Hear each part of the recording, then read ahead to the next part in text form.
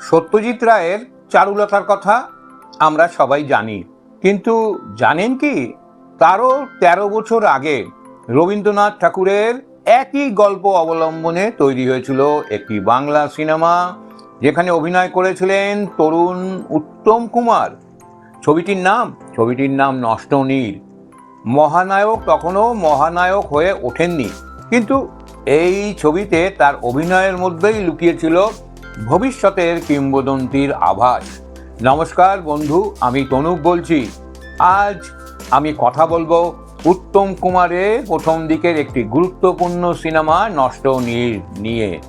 এই সিনেমাটা সত্যিই রবীন্দ্রনাথ ঠাকুরের বিখ্যাত উপন্যাস নষ্ট নীর অবলম্বনে নির্মিত হয়েছিল। পরবর্তীকালে একই কাহিনী নিয়ে সত্যজিৎ রায় নির্মাণ করেন বিখ্যাত চলচ্চিত্র চারুলতা। ছবিটি পরিচালনা করেছিলেন পশুপতি চট্টোপাধ্যায়, অর্থাৎ নষ্ট নীর, এবং এটি মুক্তি পায় ২৪শে আগস্ট ১৯৫১ সালে। এই ছবিতে প্রধান চরিত্রে ছিলেন, দেখুন, অমল। এর ভূমিকায় অভিনয় করেছিলেন উত্তম কুমার। পরবর্তীকালে এই অমলের ভূমিকায় সৌমিত্র চ্যাটার্জি অভিনয় করেছিলেন। সুনন্দা ব্যানার্জি, যিনি অভিনয় করেছিলেন চারুলতার ভূমিকায়, পরবর্তীকালে এই রোলটা অভিনয় করেছিলেন মাধবী চক্রবর্তী। এবং এই চারুলতা অভিনয় করে তিনি ভারত বিখ্যাত বটে, বিশ্ববিখ্যাত হয়ে গিয়েছিলেন। এবং ভূপতি, অমলের দাদা, এই ভূমিকায় অভিনয় করেছিলেন ধীরাজ দাস। তিনি অসাধারণ অভিনয় করতেন এবং করেও ছিলেন। তারপরে ছিলেন কমল মিত্র, যার রাজগম্ভীর ভাবভঙ্গি ছবিকে একটা অন্য মাত্রা এনে দিয়েছিল। আর একজন অভিনেত্রী ছিলেন করবী গুপ্ত, তিনিও ভালোই করেছিলেন। এবং পুরনো দিনের বিখ্যাত অভিনেতা সন্তোষ সিনহা এবং রাজলক্ষ্মী দেবী। উত্তম কুমার এখানে অভিনয় করেছিলেন অমল চরিত্রে, সে কথাটি তো আগেই বললাম। সেই চরিত্র পরে সৌমিত্র চ্যাটার্জি অমর করে রেখেছিলেন। এবারে গল্পটা কি? গল্পটা আপনারা যারা চারুলতা দেখেছেন, গল্পটা একই, তাও আমি আপনাদের কাছে আর একটু বলে নিচ্ছি। গল্পটি ছিল ১৯ শতকের বাংলার নবজাগরণের সময়। ভূপতি একজন শিক্ষিত, উদার মনস্ক এবং সংবাদপত্র নিয়ে ব্যস্ত মানুষ, কিন্তু নিজের স্ত্রী চারুর মানসিক একাকিত্ব তিনি বুঝতে পারেন না। চারু দিন কাটায় নিঃসঙ্গতায়। এক সময় বাড়িতে আসে ভূপতির আত্মীয় অমল, অর্থাৎ এখানে উত্তম কুমার। সাহিত্য, কবিতা এবং শিল্প নিয়ে চারু ও অমলের মধ্যে গড়ে ওঠে এক গভীর মানসিক বন্ধন। ধীরে ধীরে চারুর মনে জন্ম নেয় এমন এক অনুভূতি যা সে নিজেও প্রকাশ করতে পারে না। অন্যদিকে অমলও বুঝতে পারে এই সম্পর্কের জটিলতা। এরপর কি হয়? চারু কি নিজের অনুভূতি প্রকাশ করে? ভূপতি কি সত্য জানতে পারে? এই সূক্ষ্ম মানসিক টানাপোড়েনেই নষ্ট নীরের মূল বিষয় ছিল। এই ছবিটির সঙ্গীত পরিচালনা করেছিলেন রবীন চ্যাটার্জি। বাংলা সিনেমার প্রথম যুগের অন্যতম জনপ্রিয় সুরকার ছিলেন তিনি। ছবিটির বাণিজ্যিক অবস্থা সেরকম খুব একটা ভালো ছিল না, মোটামুটি বাঙালির কাছে ভালোই লেগেছিল।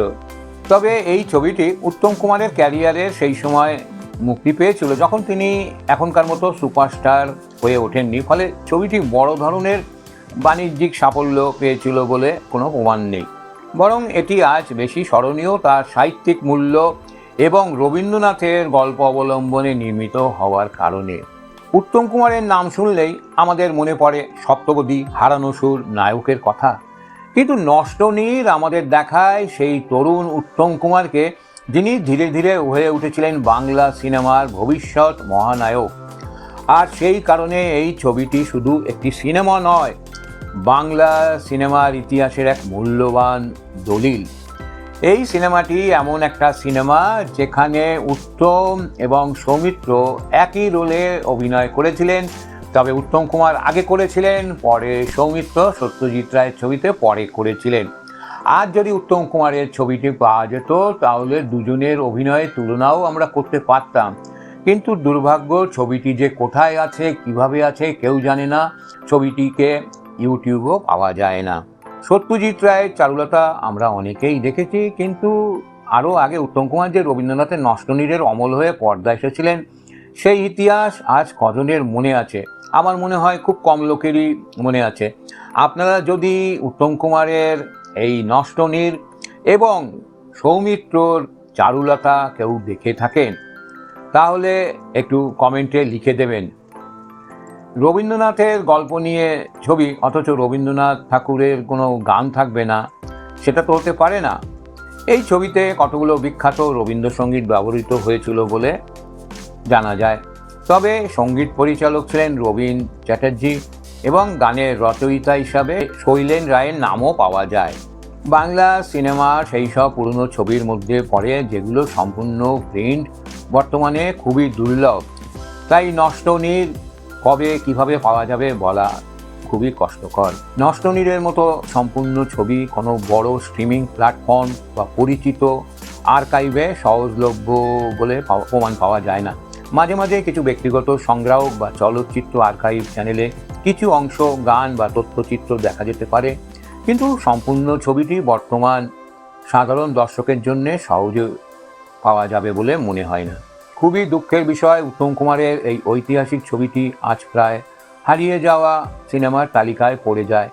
রবীন্দ্রনাথের অমর গল্প, তরুণ তাজা উত্তম কুমারের অসাধারণ অভিনয়, সব কিছুই আজ ইতিহাসের পাতায় রয়ে গেছে।